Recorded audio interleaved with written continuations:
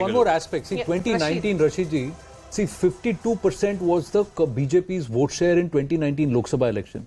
In 2018, that number is 36.24%. So there is a 14% gap if you were to look at. Are you saying that in this election they will drop 14% in vote share, or will they be able to hedge it? No. You're confusing a double ticket election. You're just confusing. No, I'm not confusing. I'm just saying BJP's electoral tactic is to ensure that there is not more than a 10% slip. The 10% slip is 42% vote share. 42% vote share is past 120. That's why I'm asking you, Rashid ji. No, I think in most states there is this kind of disparity exists between what BJP had done in Lok Sabha and what happens in the assembly election. In this poll of polls, you see there's very interesting. All those survey agencies which have shown poll percentages, there is a gap of 4 to 6% gap between Congress and the BJP. Yeah. So most pollsters are giving 40% to the Congress and about 36, 34, 35% to the BJP. So how it will play out on May 13th is yet to be seen. But again, in those 2%, Zaka, BJP managed to win a number, almost like 50% of its seats with just a very few margins. What is the margin? So the thing is that the BJP, as Nistula was saying, in coastal, for example, I keep going back to this, they maxed out last time. Out of 21 seats, they won 20. Again, in central Karnataka, they got a large number of seats because Yediyurappa was on the ticket. He was going to be the chief ministerial face for the party. So the Lingayat vote consolidated in Shimoga, Davangere, Chitradurga, that belt. And of course, in Bombay, Karnataka, the BJP has traditionally done well. There are the Marathi speakers there as well. This is also, by the way, Lingayat belt. Lakshman Sabri, for example, comes from this belt. So they maxed out in their regions. They did not make any inroads in the southern part of the state. If you were to divide, Karnataka south of Shimoga, the BJP hardly got any seats, right? The question is, can the BJP make inroads in this belt, the old Mysore belt, to compensate for losses that may be seen in central or in coastal, or even for that matter in Bombay, Karnataka? I think the BJP's success or otherwise would depend on that 100%. in this election. This is something that I had written in the Hindu as well, and I said it will just boil down to these 59 seats. Usually it is JDS versus the Congress, and BJP be the nascent sort of power there.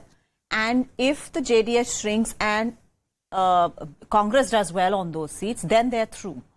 Otherwise, they have a problem. Break down this election region-wise and section-wise and say 50. This is the construct, and this is where the BJP... Because somewhere, for the Congress to win, they need to have a swell, a groundswell, which is of anti-incumbency against the BJP, which is across the board. Is it across the board? Are there labharthis? Are there groupings which are not traditionally being seen? The women voters and the work that the BJP has done on ground in rural Karnataka, central Karnataka, coastal Karnataka to consolidate those critical 90-100 seats which would take them closer to the majority number. Is that going to be very, very decisive? Because a lot of times we end up seeing this from a Bengaluru prism. Prakash Belawadi, Bharat Arun, would you want to come in on this? Before we go back to our political voices, Dr. Ashwath Narayan should also be joining us in a bit. But quickly, Prakash Belawadi, is this important to see Karnataka with various sections of different parts of Karnataka and the issues there and the presence of the political parties there to get to that number of 112? Absolutely. Absolutely, I think so. I think you should separate Bangalore from the rest of Karnataka, and you should separate even those different zones of Karnataka. They all have very different issues, and to measure how the feelings of people there is a bigger task than actually lumping it all together and trying to find an equation from looking at just Bangalore. But there was a number that you have on the old Mysore, the 58, 59 seats. See, if the votes of the minorities, there was a very interesting thing I want to tell you that happened before the UP election. In one of the interviews, there was this old man, a Muslim, who was telling a reporter that in the past he or people like him, he said we were looking to defeat the BJP candidate wherever he was. We would actually try and vote for a person who could defeat the BJP candidate there. But I think we have now decided that we will together support one party. The Muslim vote will go to one party, he said. I don't know if that worked out like that or not, but that's a very interesting idea. If that happens in the old Mysore region, then Congress will become a very big winner, I would like to say. Let me ask... that is why I'm saying Sorry, please complete. Please complete. Please complete. Please complete.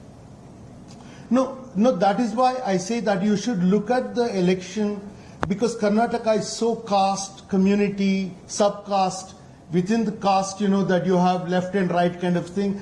It is because it's so complex, to look at the numbers, like you should take the clue from the politicians sometimes, because if the Congress is signaling in some ways, if their big leaders are signaling that there may be a hung verdict and they need the help of the JDS, okay, and if this has been sensed even before the Congress thought of it by the community, by the Muslims, because who seem marginalized due to the national politics at the moment, if they decide to go with the Congress in toto in Karnataka, then we'll get a very different, very decisive result in favor of the Congress, I think. So basically there are 6 different regional elections that have been fought in Karnataka. Every region is going to decide whether the Congress will actually cross that 113 mark, the magic figure. And as for the BJP, Zaka, it is about the coastal belt, the 59 seats in that part. No, the coastal has 21 seats, 21 out of which plus. they won Yes. 20. South Karnataka. And South South Karnataka. Karnataka is the one that has Mysore, 59. Mandya, that's 59.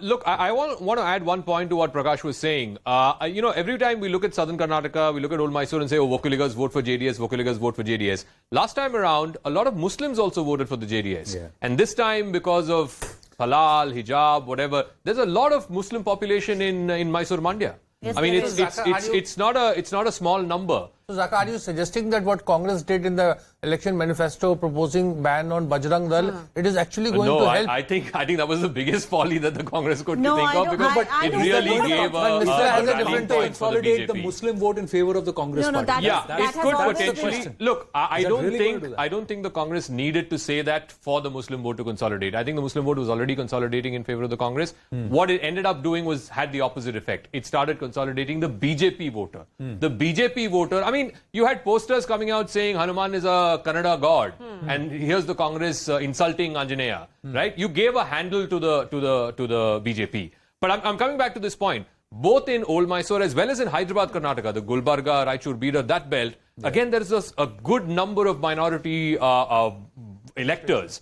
And if they start consolidating around the Congress and helping in a way the Congress do well in both Old Mysore as well as in the Gulbarga, Raichur, Bidar belt, then you could see a decisive sort of mandate. We have Dr.